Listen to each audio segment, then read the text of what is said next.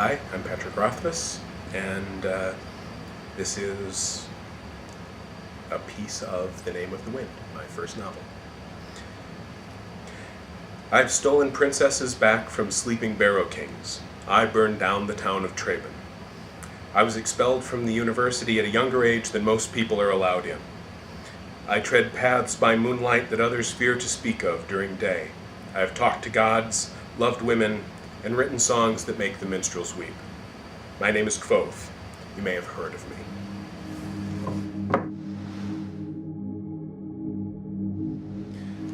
Here's a little piece of book 2. It's very early on. There are no spoilers.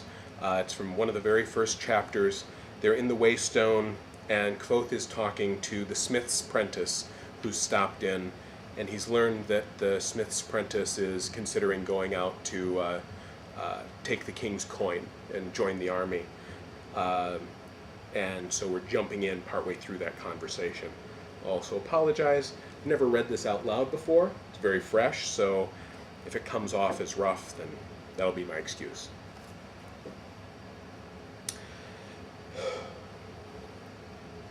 Kvothe opened his mouth and then closed it again.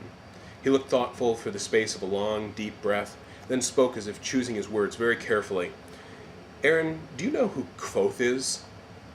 The smith's apprentice rolled his eyes. I'm not a witling. We were telling stories about him just last night, remember? He looked over the innkeeper's shoulder toward the kitchen. Look, I've got to get on my way. Carter will be mad as a wet hen if I don't get back out to the Orson farm.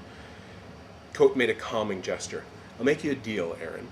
Listen to what I have to say, and I'll let you have your food for free. Push the silver bit back across the bar. Then you can use that to buy something nice for Rose off in Treya. Aaron nodded cautiously. Fair enough. What do you know about Kvothe from the stories you've heard? What's he supposed to be like? Aaron laughed. Aside from dead? Kvothe smiled faintly. Yes, aside from dead. Well, he knew all sort of secret magics, Aaron said. He knew 6 words that he could whisper in a horse's ear that would make it run 100 miles in a day, and at the end of that day the horse would still be fresh as a daisy and ready to pull a plow. He could turn iron into gold and open any door, and when he was angry he could make himself strong as a bear. And they say he could hide in the shadow of the full summer sun and you'd never see him, not even with a long hour of looking. Or if he wasn't in the mood for hiding, he could call up fire and lightning. Aaron trailed off thoughtfully. It all depends on the story, really. Sometimes he's the good guy, like Prince Gallant.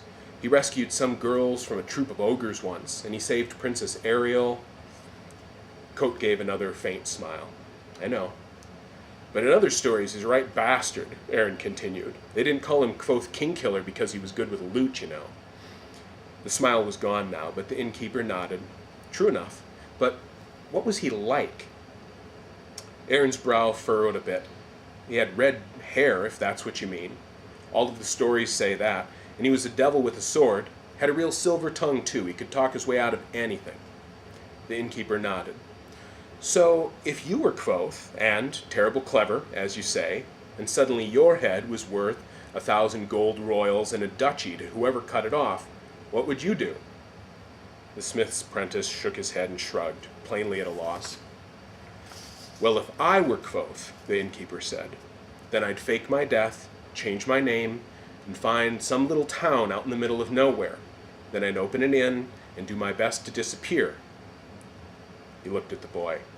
That's what I'd do. Aaron's eye flickered to the innkeeper's red hair, to the sword that hung over the bar, and then back to the innkeeper's eyes. Kvothe nodded slowly, then pointed at Chronicler.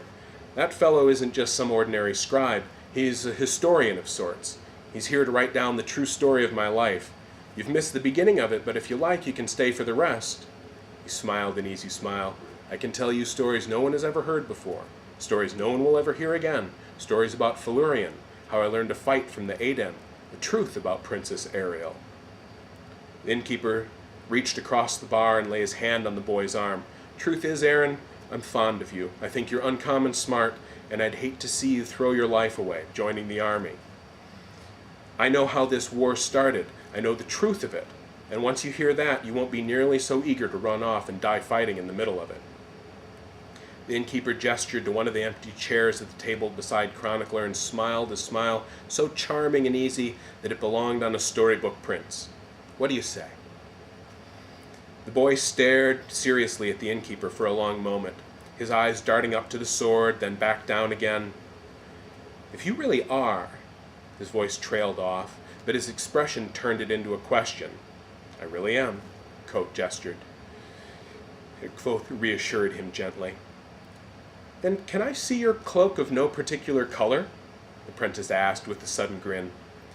The innkeeper's charming smile went stiff and brittle as a sheet of shattered glass. "You're getting Kvothe confused with Taborlin the Great," Chronicler said matter-of-factly from across the room. "It was Taborlin that had the cloak of no particular color." The smith's apprentice looked puzzled, turning to look at the scribe. "What did Kvothe have, then?" "A shadow cloak," Chronicler said, if I remember the story correctly. The boy turned back toward the bar. "Can you show me your shadow cloak, then?" he asked, "or a bit of magic? I've always wanted to see some. Just a little fire or lightning would be enough. I wouldn't want to tire you out or anything." Before the innkeeper could begin to respond, the boy burst out into a sudden laugh. "I'm just having some fun with you, Mr. Kvothe." He grinned again, even wider than before. "Lord and lady, but I ain't never heard a liar like you before in my whole life. Even my Uncle Alvin couldn't tell one like that with a straight face."